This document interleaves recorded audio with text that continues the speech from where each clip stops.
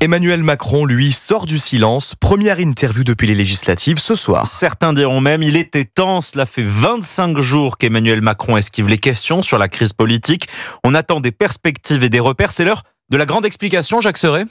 Oui, Emmanuel Macron n'a accordé aucune interview depuis les élections législatives. Plus de 2 semaines plus tard, il s'apprête à sortir du silence et ce devrait être pour expliquer ce qu'il souhaite pour les prochains jours, les prochaines semaines, à savoir une trêve olympique et politique. Selon le président, les Français ont envie d'un peu de repos pour rentrer dans les Jeux. C'est ce qu'il a déclaré hier lors d'un déplacement et ce sera tout le sens de son intervention dans 1 heure. Comme dans sa lettre aux Français écrite après le second tour, Emmanuel Macron va s'afficher en président qui préside, tenter de se montrer au-dessus de la mêlée en prenant de la hauteur.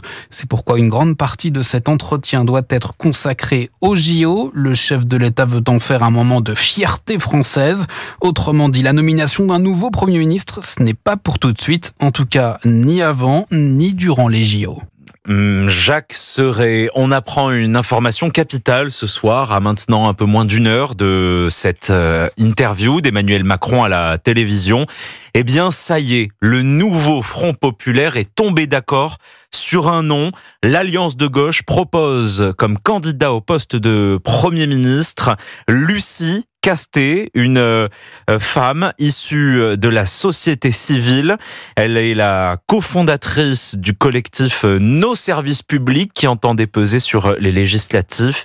Lucie Casté, qui est diplômée de Sciences Po notamment, elle est la candidate désignée après les échecs de Huguette Bello, de Laurence Tubiana. Elle pourrait bien donc rassembler la gauche et devenir la prochaine première ministre de la France. Si Emmanuel Macron décide de la nommer, c'est en tout cas sur ce nom que sont tombés ce soir l'Alliance de gauche. On y reviendra bien sûr plus largement sur Europe 1 dans nos prochaines éditions.